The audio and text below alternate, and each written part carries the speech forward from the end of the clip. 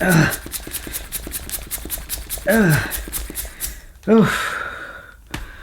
this is hard work.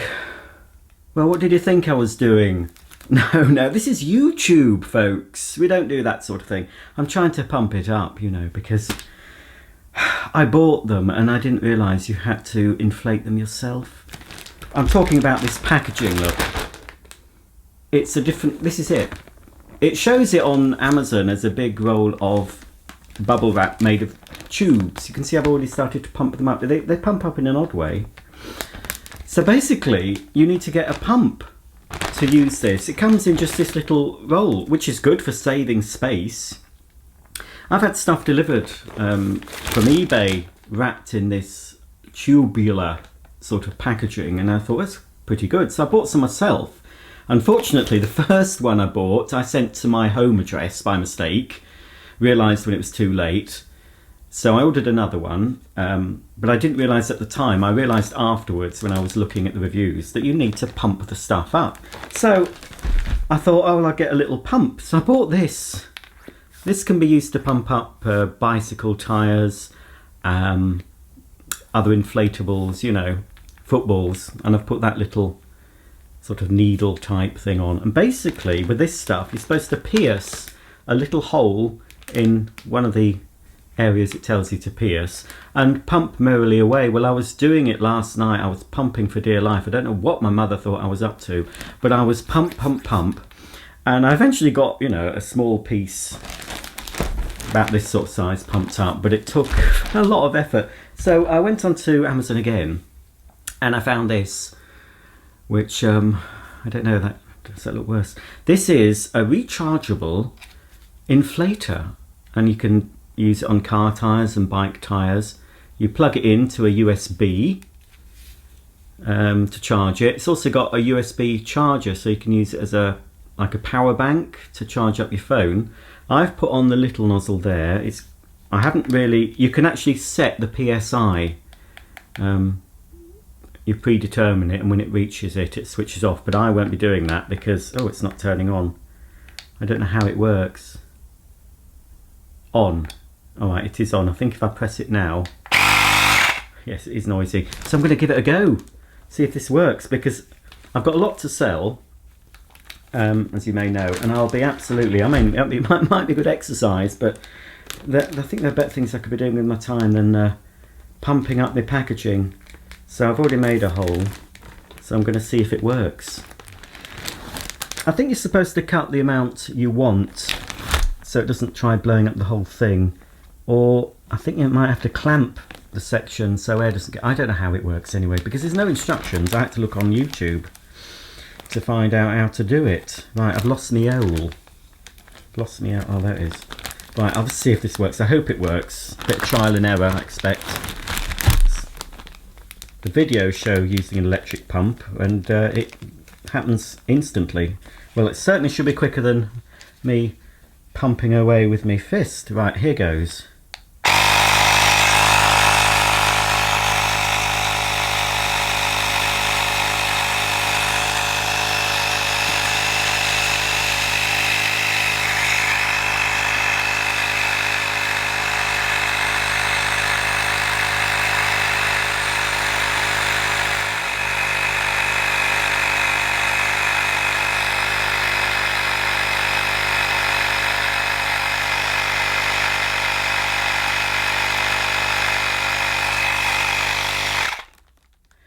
Well, I won't bore you with the rest of it, but yes, in principle it's working.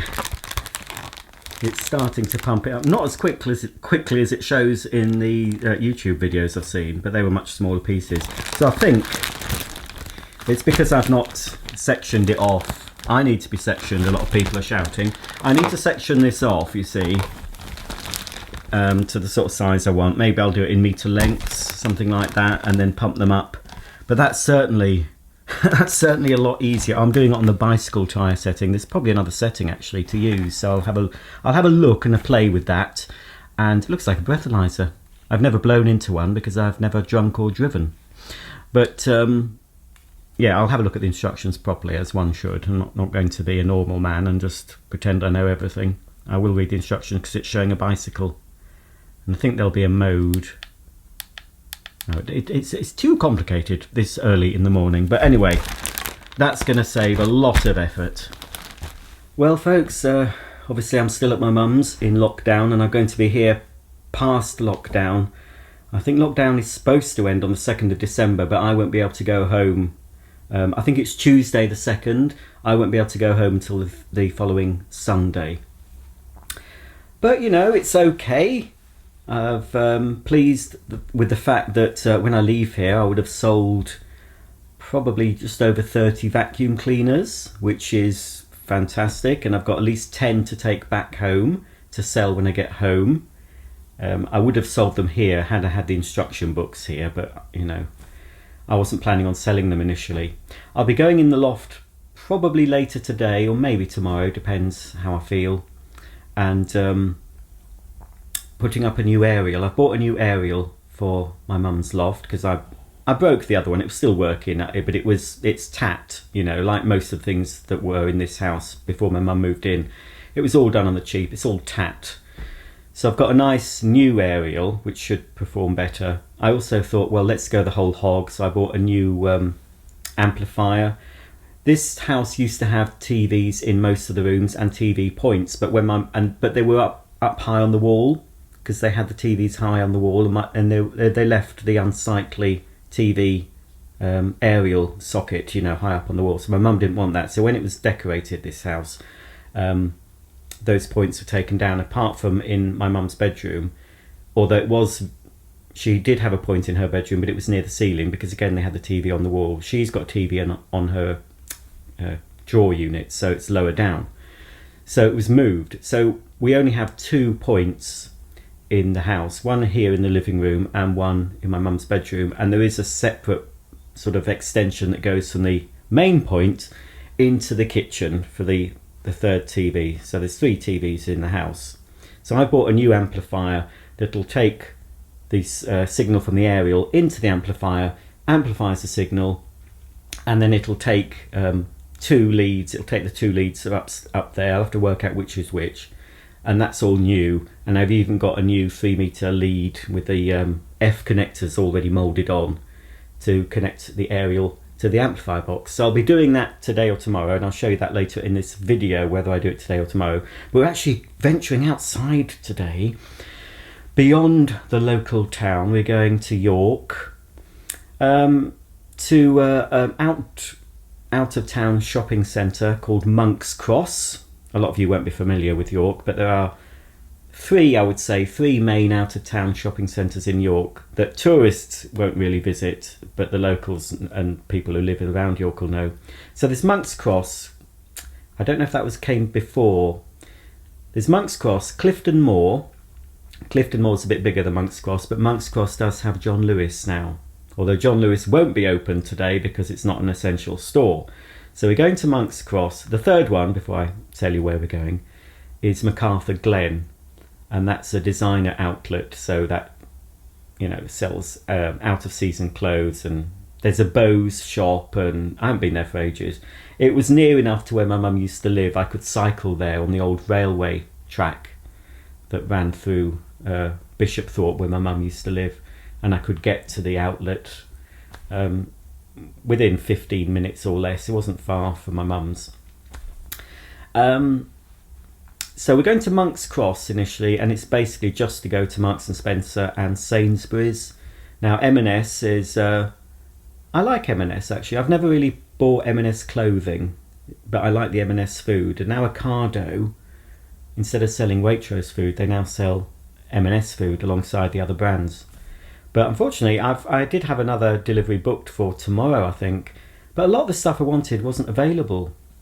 And there's stuff we wanted to order that my mum's bought from M&S, some vegetarian meals that weren't available on Ocado. So we're going to actually go out to Monk's Cross, and I'm just going to get a few ready meals and a few fresh things. I've got loads of food still from my big order, but I'm going to get a few fresh bits and bobs. Might have a look in the non-food part of M&S. I'm assuming it's not taped off. There was a whole hoo-ha in Wales when they had what they called a fire break. We've got circuit break lockdowns, fire break lockdowns.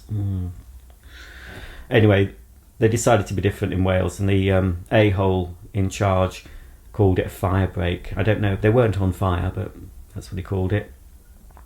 And they were told shops could only sell essential items, but who's to judge what's essential? You know, what's essential to me might not be essential to you. I mean, I don't need tampons, for example, but a lady on the blob to use... Sorry about that. That's what we used to say when we were at school. You were either... Because, you know, girls at school started having their season. No, it's not season. Their period.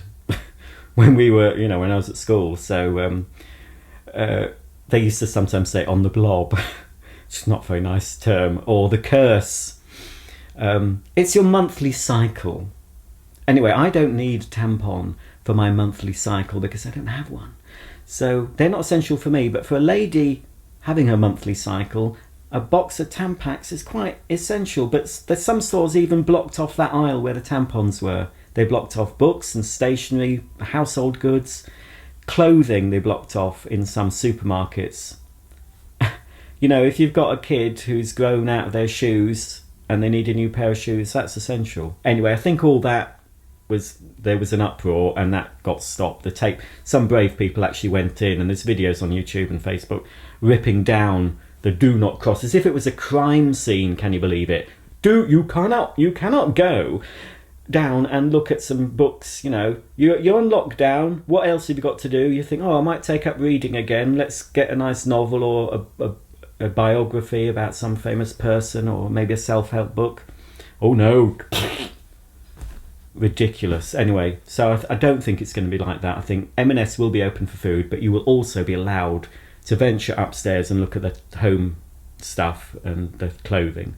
So we probably will, because we haven't been out for ages. We probably will venture up. My mum will have a look at the clothes. I might have a look at the bedding and the homewares. You know, I don't need any clothes, that's for sure.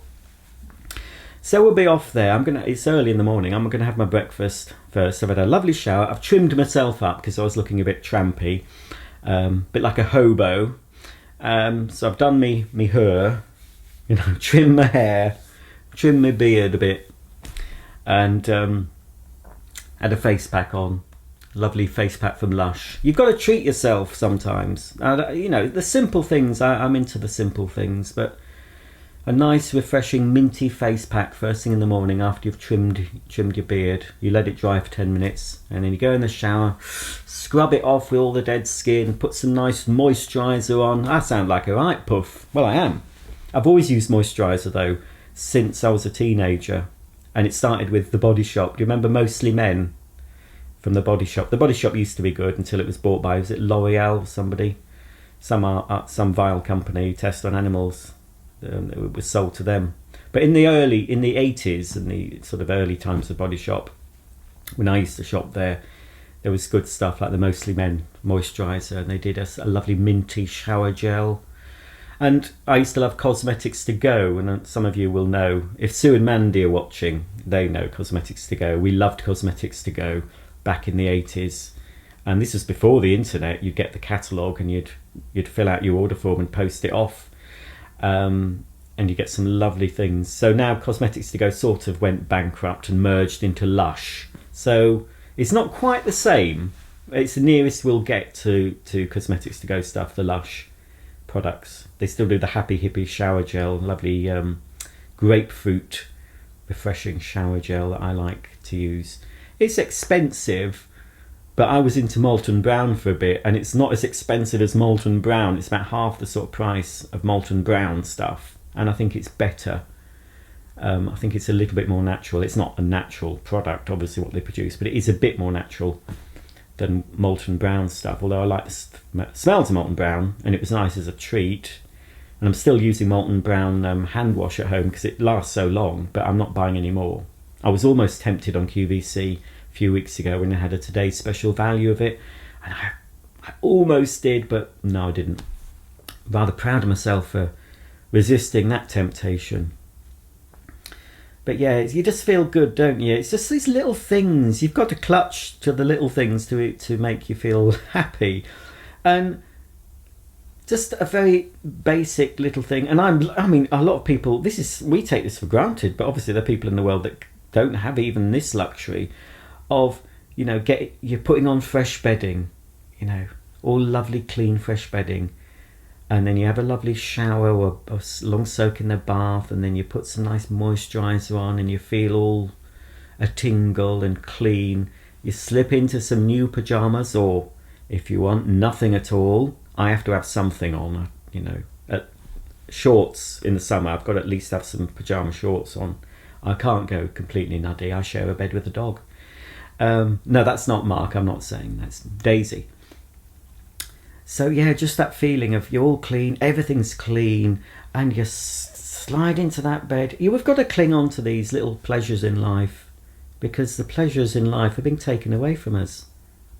And I'm saying bit by bit, slowly but surely, but it doesn't seem slow, does it?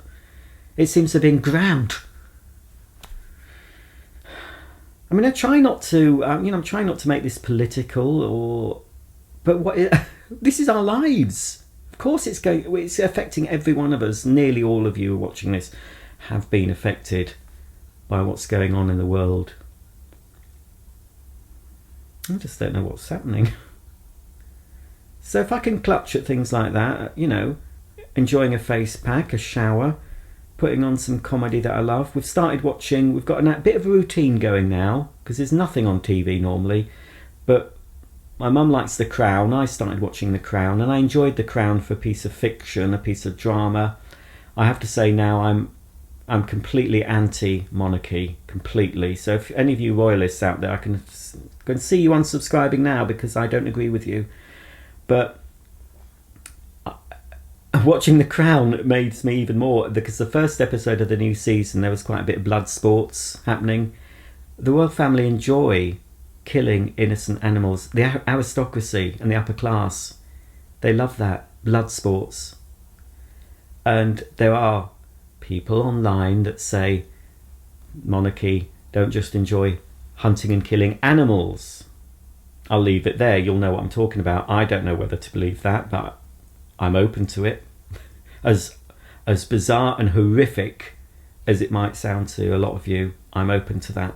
I'm open to believing a lot of stuff. I'm open to a lot of stuff, but it takes a while for me to actually believe something. You know, I'm not taken in and think, oh yes, I believe that because that person, I trust that person. No, because what I'm believing at the moment could all turn on its head, and I could find out I'm completely wrong to believe what I believe now, and it was all what they call a psyop to make me believe that. But in fact, I was made to believe that the good guys were good and the bad guys are bad, but that could flip and I could have been completely wrong.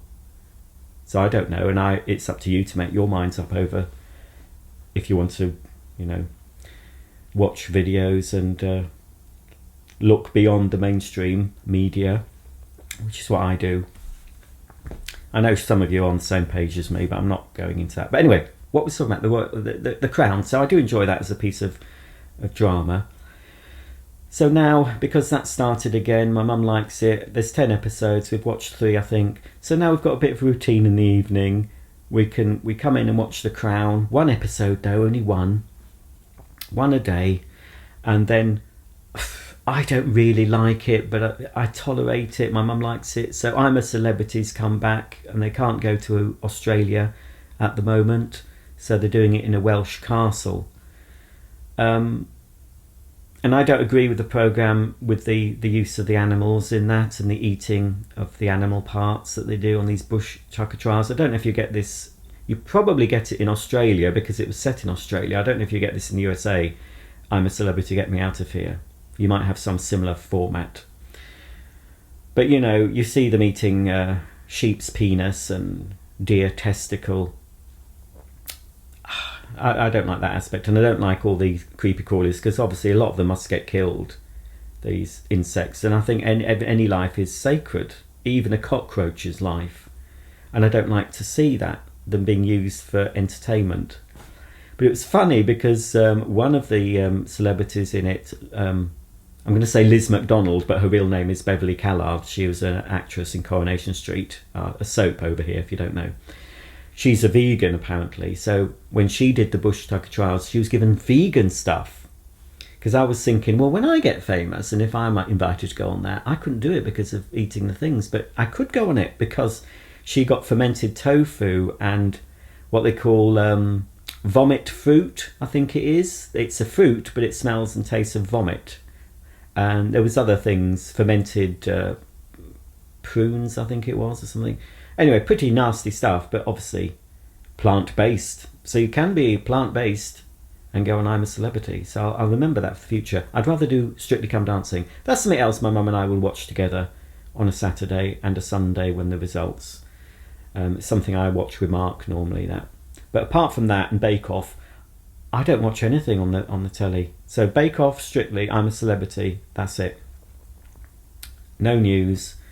And mostly I watch stuff on YouTube or you know, they catch up stuff and just choose when I watch it. And if I choose to watch something, it's normally a comedy or, you know, a film, a romantic comedy film. Like Bridget Jones, started watching one of those when I woke up very early one morning. Things like that I like. Anything that feel-good movies. I don't like horror. I don't like crime. I don't like people beating the heck out of each other films. I like films that, you know, make you feel warm and fuzzy inside. Or make you laugh. Right, well that's it. I think I'll have to make another video going up in the loft with the aerial because I didn't expect to be chatting for so long on this one. I'm going to have my breakfast. I've built up an appetite for my brekkie. Look, this is what, I'll just show you what I've got. Some of you might have seen, I do wear something around my neck. It's not a crucifix, although I have been thinking of doing that. Can you see what that is? You'll say, oh, what a nutter. I had a black, well, I've got a black one, but I lost it. And so I saw this. I only got the orange because it was cheaper than the other colours and nobody sees it. It's a Q-link. Do your research on that, whether it's bumpkin. No, that's, I forgot. Whether it's, you know, what's the word for something that's, you buy something, you know, it's like snake oil salesman. There's a word, isn't it, for some. If I believe it works, I don't know, I never take it off now. It's a Q-link. There's a man called Scotty on Scotty's Tech Info. Look up that channel. I think he's Canadian or American, but he lives in France. And he does little tech videos. But I think he sort of approved of it. I daren't take it off now. It's supposed to, I don't know, does it balance your chakras, if you believe in that? Or it helps protect you from EMF and 4G, 5G, whatever. I don't know if it works. I can't take it off now. I take it off for a shower and then it goes straight back on. I don't even know I've got it on. So yeah, that's the sort of person you're watching. Somebody will spend £80 on a piece of plastic with a coil of wire in it. So am I a nutcase? Maybe. But I think a lot of these things work if you believe they work. And before I go, I didn't watch it. My mum started watching Benjamin Button, the film. I think I have seen it. I do vaguely remember. I don't remember what happens in it. But I remember is it Brad Pitt in it? He starts off as an old man and gets younger and younger. Anyway, I was watching, he was adopted by a black family, and I was watching a section where they were, you know, in a chapel and there was a preacher. And we've all seen it where, you know, it's, I'd say predominantly a black congregation, and they're sort of, you know, there's a preacher up there, praise the Lord, and they're doing their singing, and they're, you can walk and you can, I'll take the cancer away, you know, all that. I think there's something in that. I was quite touched by it. I was watching that, I was tearing up, looking at these people with their faith, and I'm not knocking it, I certainly am not knocking that. I think it can work, you know. I mean, there's probably been a lot of bad publicity about people being ripped off, saying they can be healed. But I think there is power in suggestion, and there is power in believing. So if these people can... I hear something, sorry. Dogs. If people believe, and it just takes some man to say, you are cured, you can do this, and they really believe it, I believe the body can help. You know, the mind and the body, it's complex. We don't know half of what we think we know. Probably not even half, you know. Probably know about 2% of what we should know. But I believe people can be cured just from the suggestion, just from the power. If they believe things, their belief can cure them. I truly believe that. I believe.